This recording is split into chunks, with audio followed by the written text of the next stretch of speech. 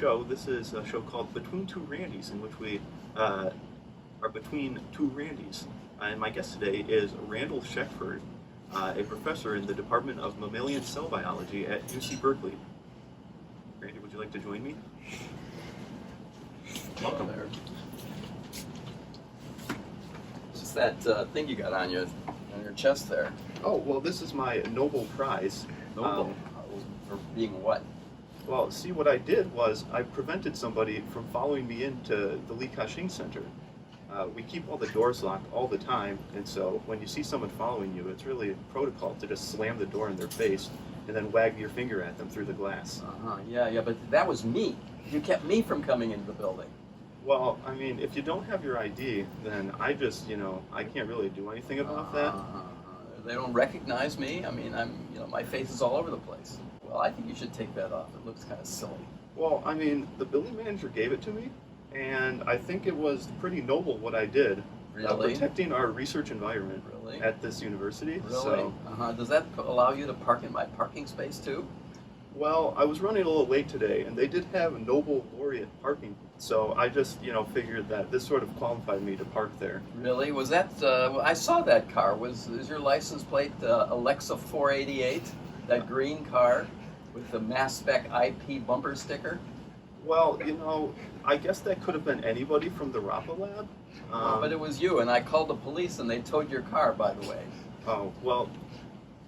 Well, I'm going to have to get that sorted out. All right, Randy, so I've heard you've won a Nobel Prize, and what did you do what did you discover to get that? Well, we did some work on yeast, we did some genetics, we did some biochemistry, but I don't think you'd really understand what we did, so let's just forget about it. Maybe we should invite one of your students, Justin Williams. Justin, do you want to come join us? Oh, hey guys, how's it going? Justin, what are you doing? Should I sit like right here? Yeah, just sort of wherever it's comfortable for you to be. Okay. Yeah, we don't really have a lot of space, but so Justin's been in your lab for about 8 months now. What do you think he could be doing better as a graduate student?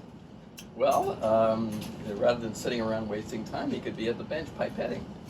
Okay, I guess I'll go get back. Oh, okay. Well, that was brief. Thanks for being a guest on the show, Justin.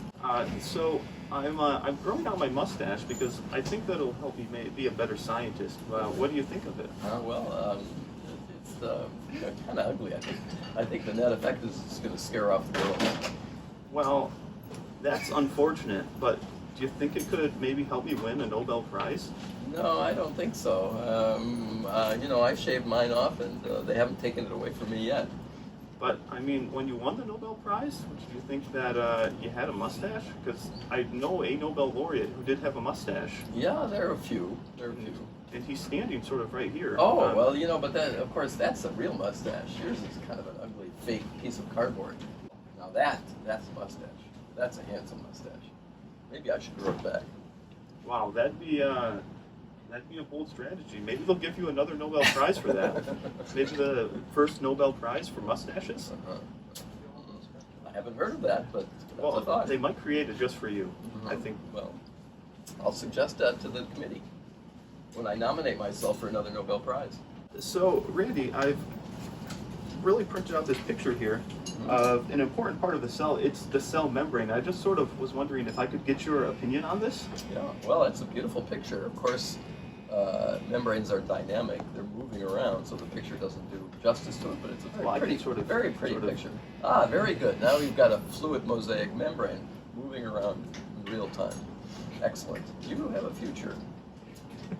I don't know in what, but you have a future. Can you say it's in science or mustache growing? Time will tell. So, maybe this hasn't been the best interview so far, and maybe we've been at odds at times. So let's try to find... It's certainly been the most unusual interview that I've had. So it's been the best interview that you've had? No, I said the most unusual. Okay, well, let's just move on then. I have here a copy of a paper in an open access journal. This journal is called eLife. But I really want to draw your attention to this paper that seems to be formatted incorrectly on the page. I just went to the website and clicked on a PDF, and it just sort of put all the text in this one really large, wide column on the page. And I don't know why you would want to do that. Didn't you learn how to read when you were in first grade? You know, it's easy to follow the text across one line, just like you did in first grade.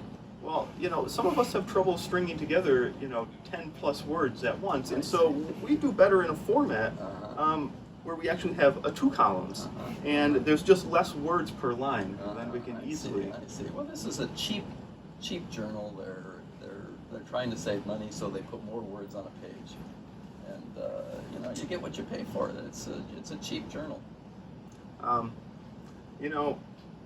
I don't know if I necessarily agree. Nature seems to be an okay journal to be in, but I can tell you that I do not care about dead box ATP aces, and so as long as my quals committee doesn't ask a question about this paper, I think we'll be in good shape. Well, if I'm on your committee, I'll make a point of remembering this paper.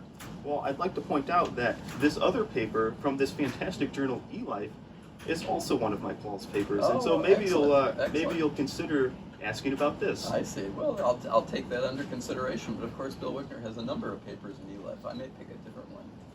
I don't know if you're allowed to do that, but I'm really too afraid to I don't think ask. the other members of the committee would even notice.